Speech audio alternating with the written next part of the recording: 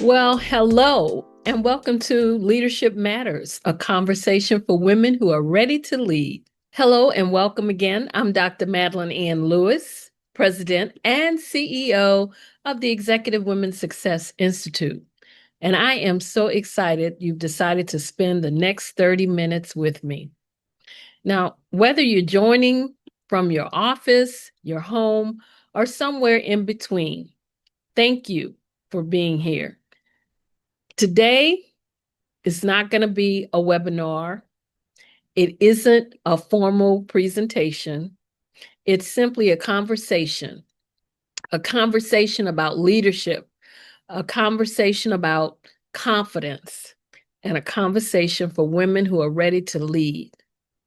You know, over the years, I've had the privilege of coaching, training, and speaking to thousands of women. And one thing that I've learned is this: there are far more women who are capable of leading than women who actually believe they can.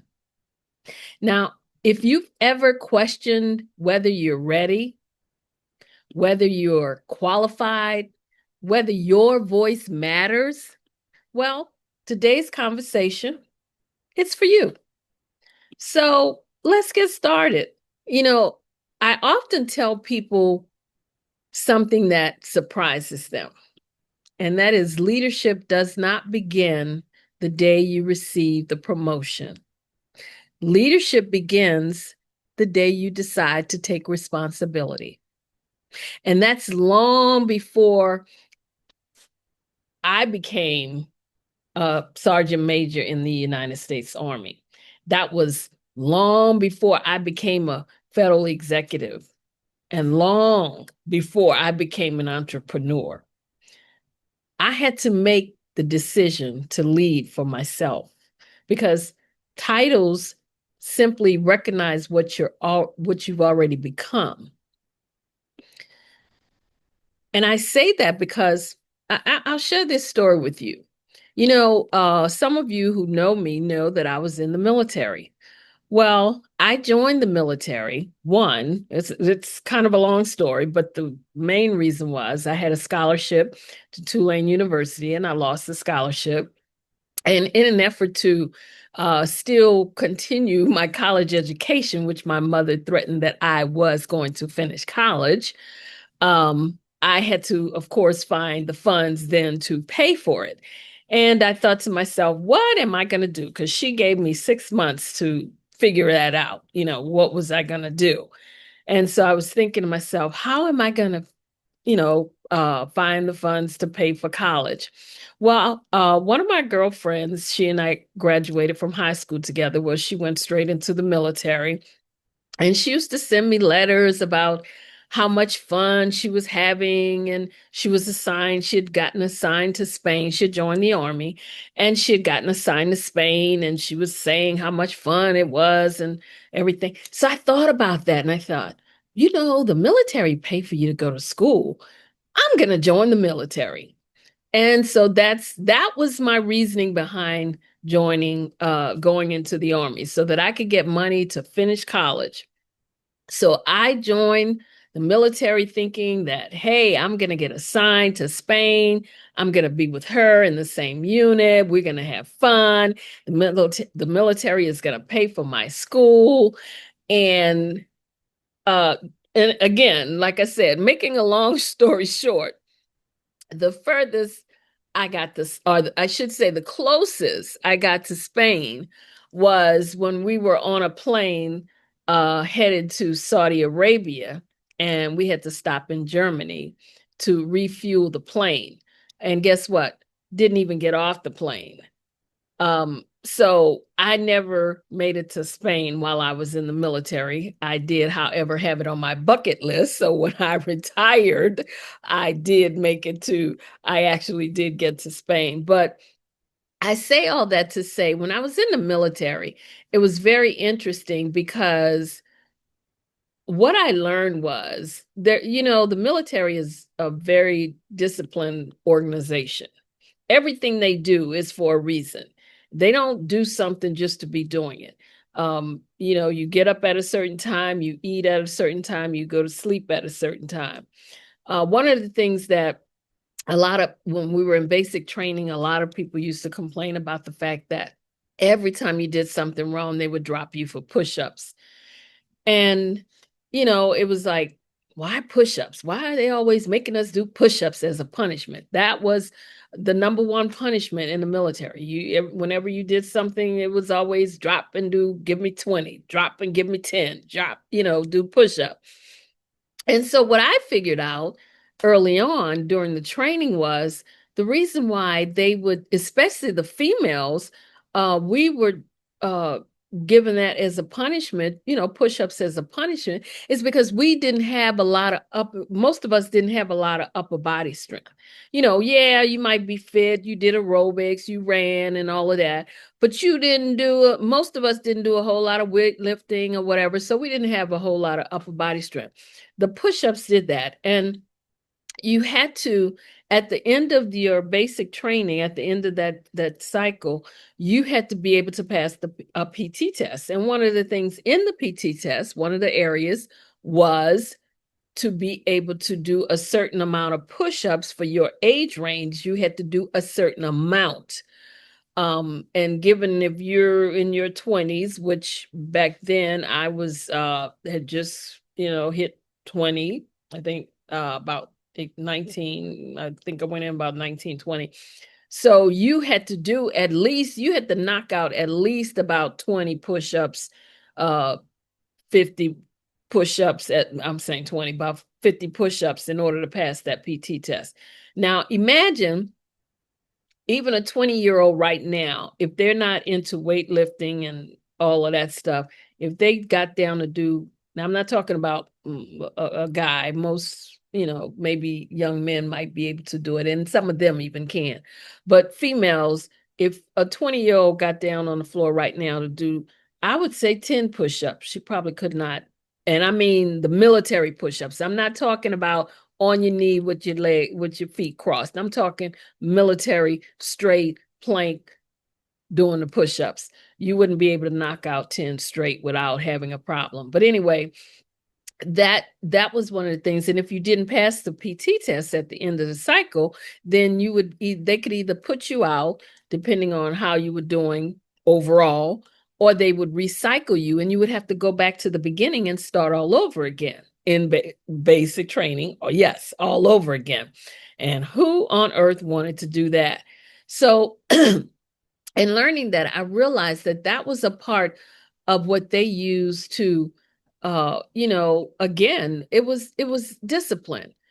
And those are some of the things that taught me, some of the experiences that taught me that leadership it's really not about position. Because what happens is, what I realized when I was going through the military, and I did started getting promoted and moving up the ranks, and I started having these women coming to me asking me, how are you moving up the ranks? How are you getting these promotions? And I didn't even realize that, people, anybody was watching me. I was just doing my own thing, trying to, do what I needed to do to get through. But like I said, I started seeing different things. I started seeing how they did stuff to really help you to discipline your mind, to discipline your body, to sometimes in a way to get into your head. The marching, everybody marching in sync, everybody go to bed at the same time, as I said, eating at the same time. Whenever you went out on rucksack marches and everything, everybody went out together and they came back together. It wasn't like, you go out for a 25-mile rucksack march and people was like, oh, you can do it in however many minutes or hours or whatever, and you get back before everybody. No, everybody stayed together. Everybody marched it together. Everybody left together. Everybody came back together. It was a discipline thing. But it was also teaching you how to lead, because those, when you start out, the ones in the front, those are the leaders. Those are the ones, they could be the tall people with the long legs, and they marching, and of course they're setting a stride. But coming back, when you do that about face, then the people in the back, they're the ones that are now leading. Okay. So with the military, there was always these different things that showed you how to be in leadership roles, because even a private, a E1, that's probably the lowest one. But when you made E2, then that E1 is under you. So now that E1 has to take, you can tell that E1 what to do to a certain extent, of course. So everything was about building leadership.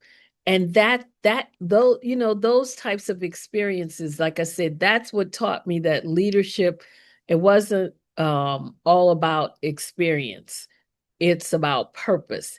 And the military, they had a purpose, and their purpose was to make sure that they taught you discipline, that you had that discipline. When they said, especially in the military, adapt, improvise, and overcome, that meant that they can drop you in any situation, any scenario, anywhere, and you were any environment, any situation, any scenario, any environment, and you were supposed to be able to adapt, improvise, and overcome. In other words, you might not have had a weapon, but you were supposed to figure out what you needed to do to adapt to that situation, and be able to survive and get out of there.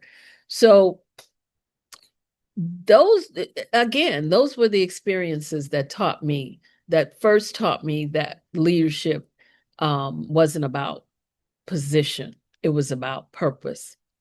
So now I'd just like to mention or talk to you about just 3 leadership lessons. And the first one that I'll talk to you about is leadership is a decision before it becomes a position. A lot of people think that once they get into a certain position, yeah, now, I'm the leader, I'm the boss, I'm whatever they want to call themselves. But it's a decision before it becomes a position. So you don't wait, and I'm talking to the ladies out there, don't wait for permission to begin leading. We all have that capability to lead in us.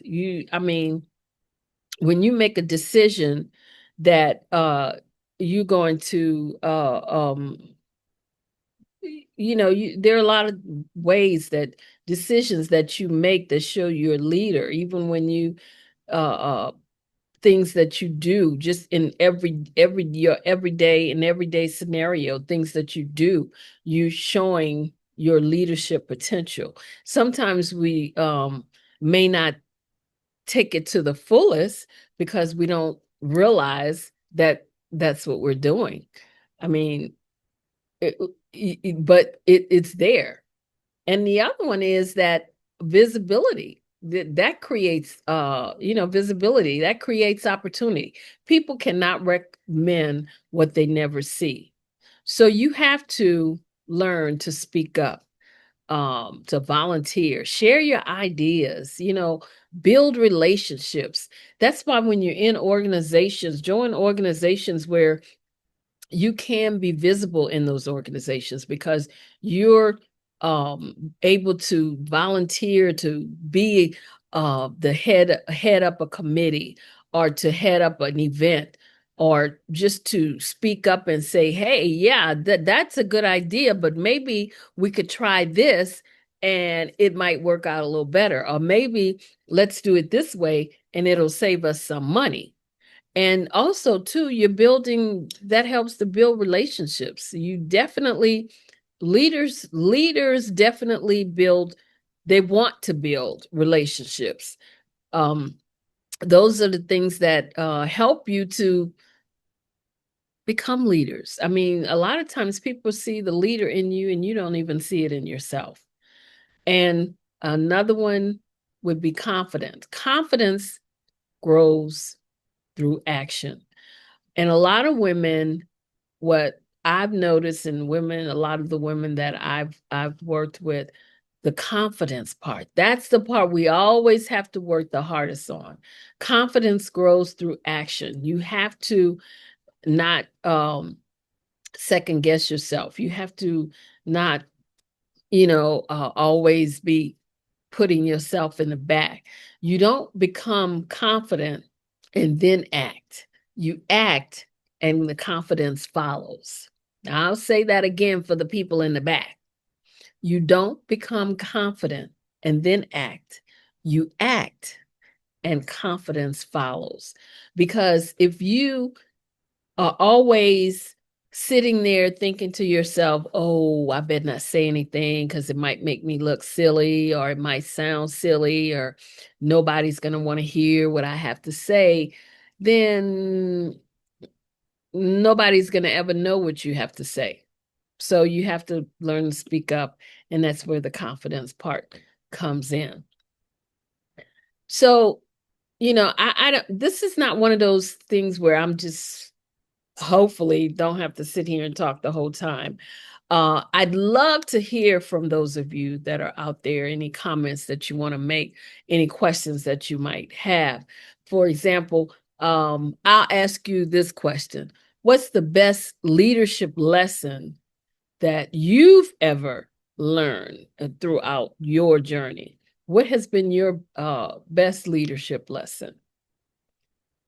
Just think back, take yourself back a little bit and see what the best leadership lesson may have been that you've ever learned.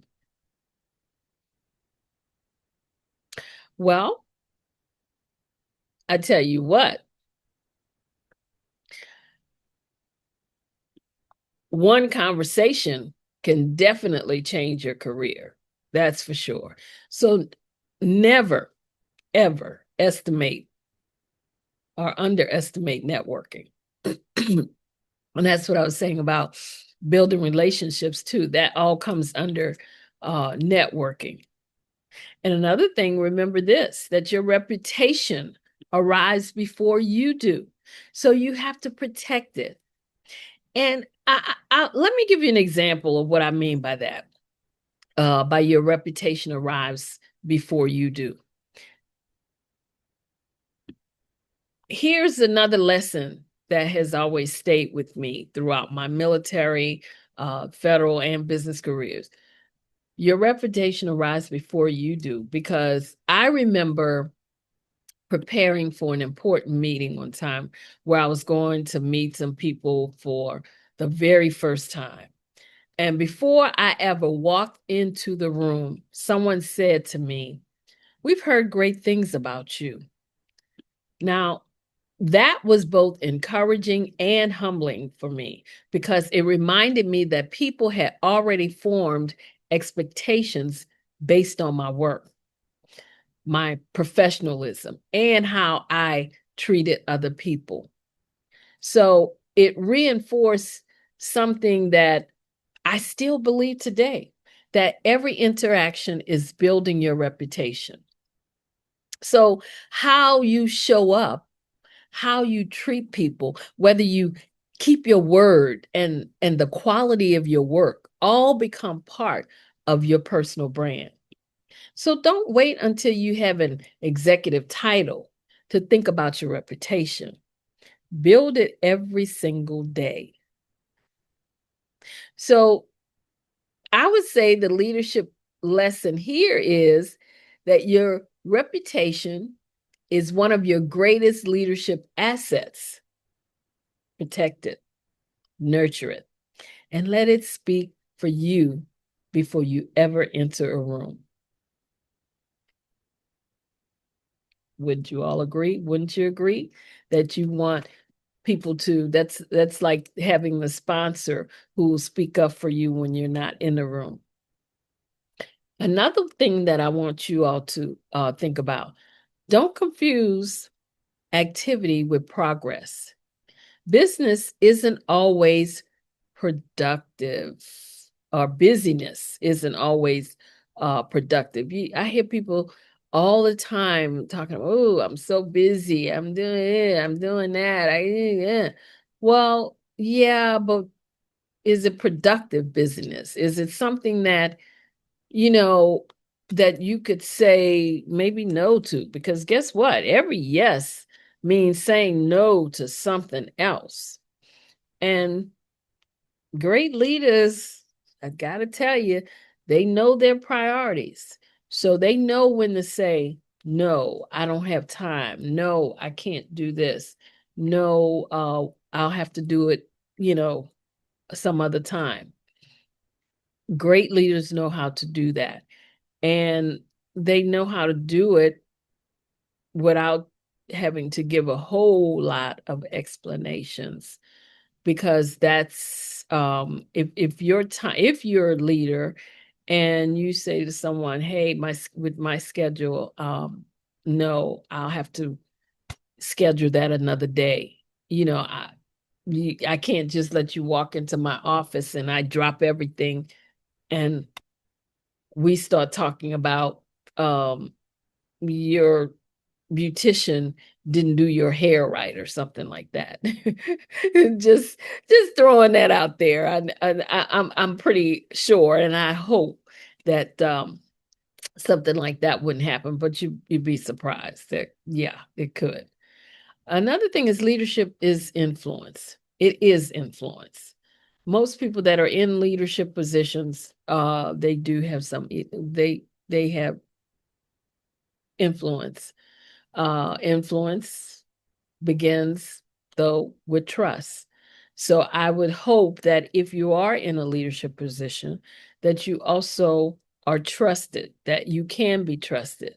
Some people get into a leadership position and they also look at it as being power, and they abuse it.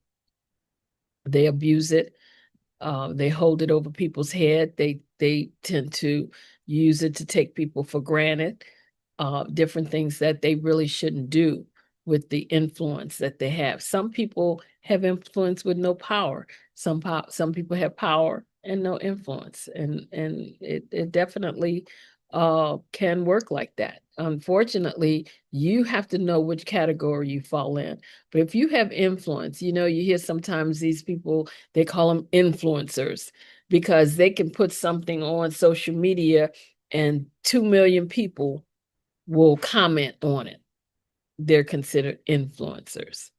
But beyond the social media part, what kind of influence do they have? How are they, what kind of influence or impact do they have? Sometimes the bravest leadership decision is asking for help.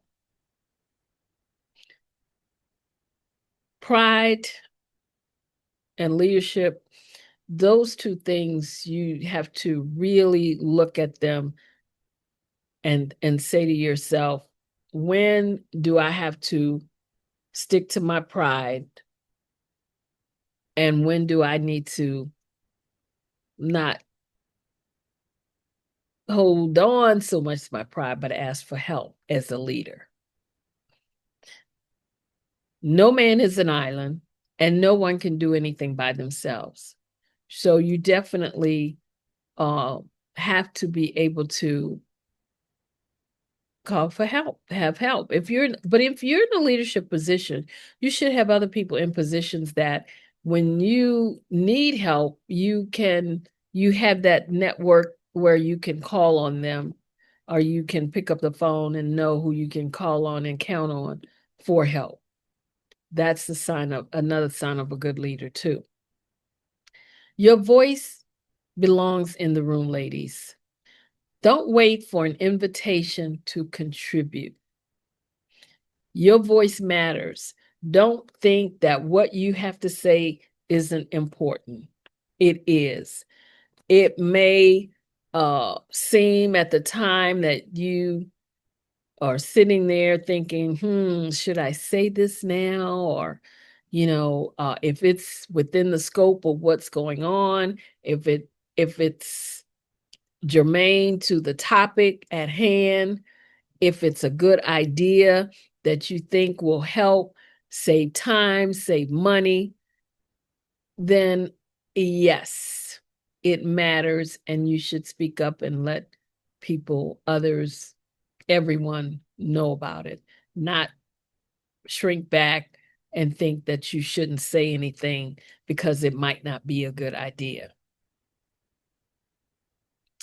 You know, I went through these, but I hope that one of these resonates with you. Leadership lessons often come from um, the experiences we never expected to teach us.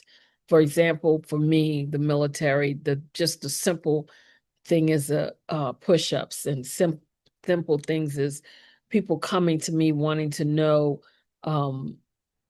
how was I getting promoted. You know, the simple things of being taught how to adapt, improvise, and overcome.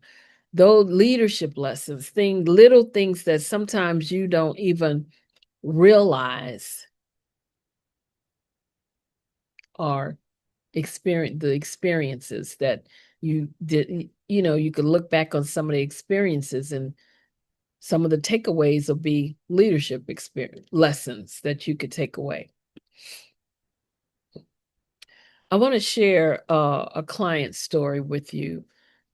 I had one of my clients, and this is a personal story about a woman who she doubted herself. She